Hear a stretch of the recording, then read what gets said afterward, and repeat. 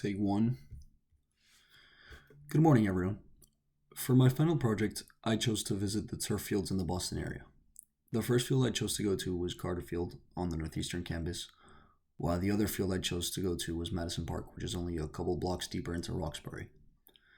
The main thing I was looking into when going into each of these locations, though, was the way in which unorganized sports, and more specifically football, the world's version, is able to create a bridge between strangers of different demographic backgrounds. Through exploring this topic, I also came upon several similarities between the rules of the game that are respected all around the world, since playing unorganized football is something I've done in more places than just Boston. While there were obviously many differences, there were some similarities in the way the game is played that I was able to recognize all over the world, so I began to analyze that on the side. The first observation that I made even before playing on any of my field experiments was the weather, and how much that affected the number of people playing and the speed and intensity of the game itself, as well as the attitude of individuals participating. The difference was honestly incredible between each experience at different conditions. The contrast present from the first day when the temperature was relatively low and the sun was not fully out was so significant compared to what it was when the sun was out and the temperature had risen to about 15 degrees. Playing and interacting, not only was it actually warmer, but the people were warmer as well. They were nicer. In the cold, the few people who did get the energy to come out and play ultimately seemed a lot grumpier, and they felt colder in the matter of the way that they carried themselves.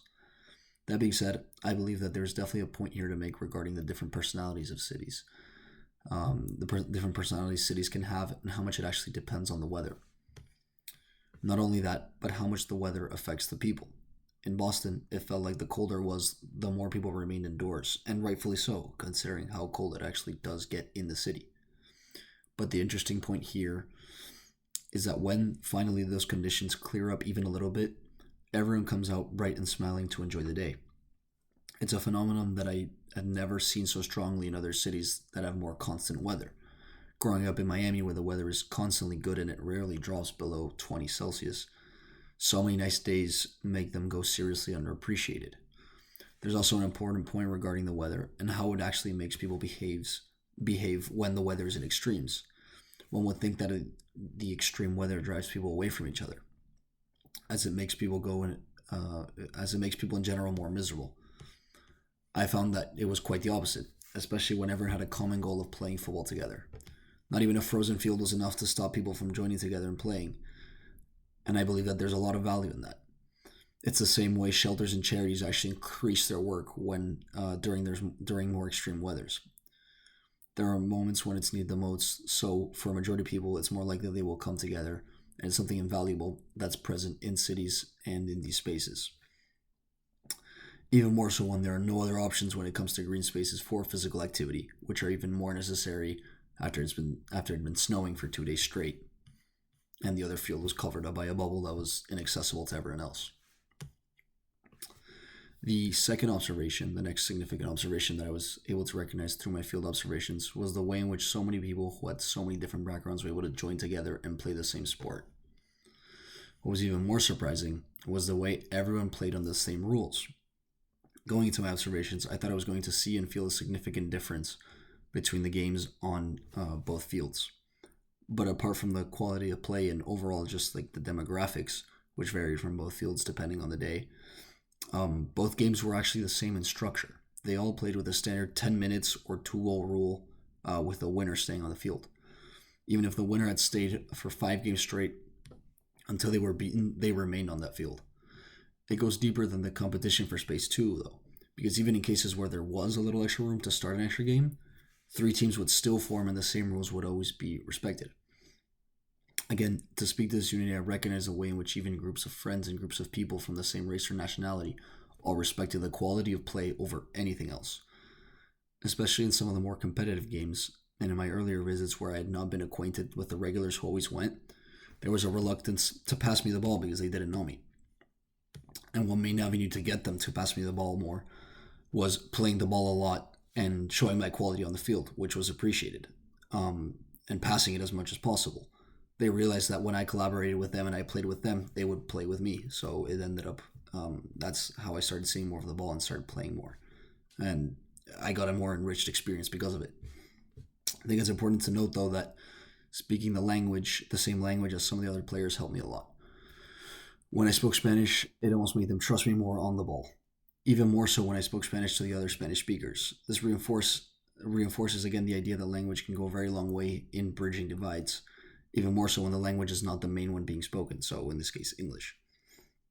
But ultimately, though, the thing I experienced the most was a common goal of wanting to play, compete, and have fun. This common goal brought so many people together and do more than just play. It brought people to clear a field full of frozen snow and play with people who had no knowledge of English, and the game still was the same. Because even in the cases where the languages were different, it felt as if the ball itself was translating.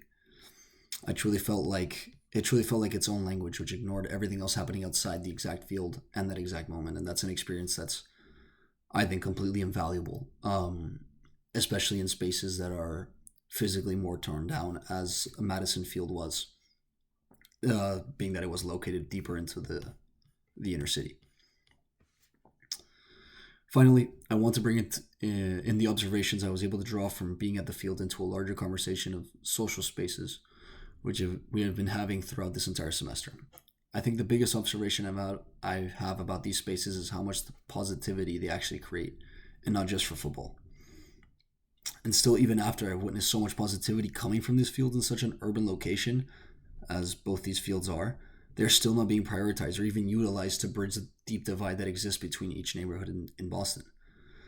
The difference between both parks was so small, yet the space did feel so different. My analysis really got caught up in how the game made the physical difference almost disappear, but the truth is that the physical spaces were completely different. The second biggest point I thought of was how not adaptable these spaces were in the extreme Boston winter that it faces. Physical activity has shown to be such a crucial component to a better standard of living, yet these public green spaces that Boston seemed to be so proud of really show no adaptability to the winter. The few spaces that have adapted are built to exclude, not include. The bubble over this second Carter Field becomes almost completely closed off to anyone who is not with an organization, and every other option is a paid gym. So it really felt like it was inaccessible to anyone who was trying to get physical activity during the more colder parts of the year, which is a significant part of the year here in Boston. Ultimately, through my observations, I have discovered how rich both football or sports in general has shown to be for both me and the people who use them, to go about their days to change the way that they live their lives. It makes me think deeply about Boston as a city and why it's not observed as an opportunity to include, which is ultimately what makes these fields such a magical location.